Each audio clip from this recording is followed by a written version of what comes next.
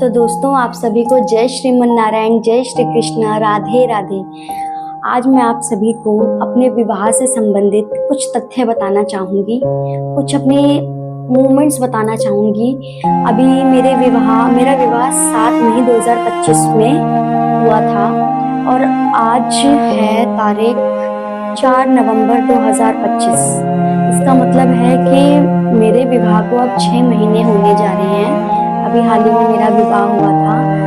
मैंने जो एक्सपीरियंस लिया, मैंने जो फील किया, मैं आपको वो बताती हूँ कि मैंने क्या महसूस किया विवाह के बंधन में आकर। सपोज कीजिए, जब शुरुआत में मेरा विवाह हुआ, मैं ससुराल पक्ष में आई, बहुत अच्छा लगा, बहुत आनंद आया। सबको देखा, सबको जाना, सास मिली, ससुर मिले, जेठ मिले, जेठानी मिली, देवर मिले, देवरानी एक्सेट्रा, ये सब मिले। अच्छा लगा, शुरू में सब कुछ बहुत अच्छा लगा। परंतु अगर दिल से देखा जाए तो एक चीज महसूस की मैंने बहुत बारीकी से। वो चीज क्या है? हम किसी को कितना भी अपना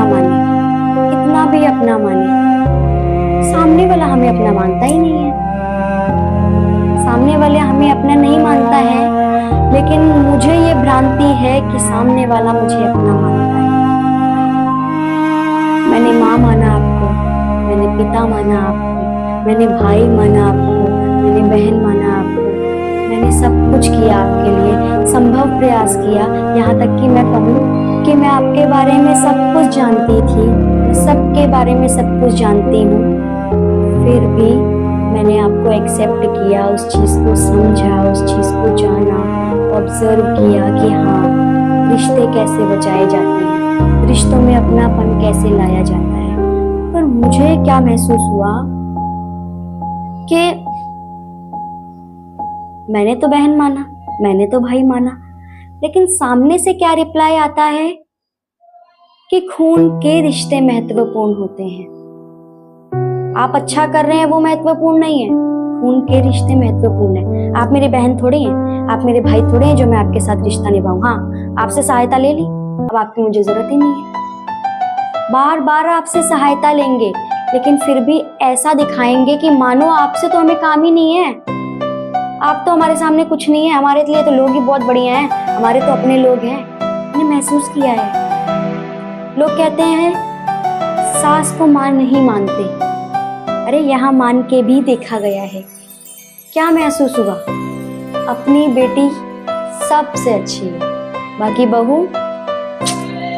बिल्कुल भी नहीं। बहू को तो पता ही नहीं है कि सास को क्या पसंद है, क्या नहीं पसंद है, लेकिन बेटी को सब पता है। आप मान रहे हैं ना? देखिए, अधिकतर मैं मानती हूँ, ये ऐसी जगह होता है कि हाँ, बहू नहीं मानती है अपनी सास को, नहीं मानती है माँ की तरह, अपनी माँ को पूछती है। लेकिन जहाँ मानती है वहाँ भी कदर कहाँ है? जहाँ नहीं मानती वहाँ पूरी कदर है, जहाँ मानती है वहाँ कदर ही नहीं है। दूसरे की सास है, अभी दूसरे की बहू है तो वो बहुत बेस्ट लगेगी, यार ये तो धार्मिक है, ये तो सब कुछ करती है। अरे एक बार ये तो देखा होता कि उसने देखा किसे है, किससे देख के वो कार्य करती है। लेकिन नहीं, दूसरे की बहुत अच्छी है, दूसरे की सास भी बड़ी है, दूसरे की बहू भी बड़ी है। ये चीज़ मैंने महसूस की है फ्रेंड्स, कि खून के रिश्ते बहुत ज़्यादा इम्पोर्टेंट है लोगों के लिए, चाहे आप उनके लिए जान भी दे दें। अगर वो भाई मेरा है तो वो मेरे लिए करेगा, मेरा भाई नहीं है तो केवल सहायता लेगा मुझसे और उसे कोई नहीं। अपने भाई के लिए खून बहाने को तैयार है, दूसरे के भाई का खून निकालने को तैयार। ऐसा है, ऐसा नहीं है कि मैं लोगों को कहना चाह रही हूँ, कुछ भी नहीं। मैं आपको अपनी फीलिंग बताना चाह रही हूँ, जो मैंने 6 मंथ में फील की शादी के बाद, कि क्या समय होता है। ये मैंने आपको बताना चाहा कि मैंने ये महसूस किया कि हाँ, खून के रिश्ते कितने लोगों के लिए ज़रूरी हैं। मैंने तो खून के रिश्ते नहीं देखे किसी के लिए, मैंने तो देखा ये मेरा अपना है, प्रेम है, प्रेम देखा, प्रेम के लिए किया।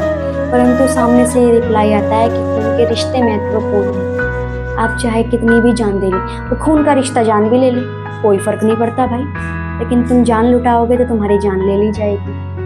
यही है जीवन में, और कुछ नहीं है। मेरा ही नहीं, सबके जीवन में ऐसा है। लेकिन मैं आपको एक चीज़ से सावधान कर दूं, अगर हम अपनी जगह सही हैं, राइट हैं, हमने अच्छा किया है, तो यकीन मानिए हमारे नारायण जी हमारे साथ कभी बुरा नहीं होने देते, अच्छा ही होगा। बस फर्क इतना है, उन्होंने आपको फील करवा दिया कि कौन कैसा है कैसा नहीं, ठीक है।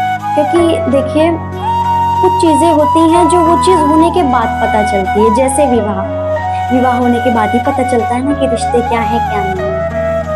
आज मैं आपको बताना चाहूँ तो मेरे नारायण जी ने मुझे बहुत बहुत, मैं बहुत ज्यादा खुश हूँ कि वो मुझसे इतना प्यार करते हैं मेरे नारायण जी। अगर वो ही ना प्यार करते होते तो मैं गिर जाती मैं, क्योंकि ये विवाह भी अगर मैं आपको अपनी पूरी हिस्ट्री बताने चलूँ तो पूरा 24 घंटा बीत जाए। क्यों? क्योंकि मेरा विवाह भी बिल्कुल इसी प्रकार हुआ है। मेरे नारायण जी ना होते तो मेरा विवाह भी ना होता। तो दोस्तों, आपके कोई भी कार्य ना हो रहे हो तो नारायण जी पे जरूर भरोसा करें और नाम जप करें, धर्म पे चलें, तो देखिए प्रभु क्या करते हैं। मैं सत्य बता रही हूँ कि जो मेरे साथ हुआ, जो मेरा विवाह हुआ, वो नामुमकिन था। मेरे नारायण जी ने उसे मुमकिन किया है। उन्होंने मेरे लिए किया। अब लोग कहेंगे तो पागल ऐसी बोल रही है, लेकिन कहते हैं ना, जिसने महसूस किया जादू वही जान सकता है कि जादू क्या है। तो इसलिए आप भी कमेंट बॉक्स में जरूर बताएं जो आप महसूस करें। जय श्रीमन नारायण।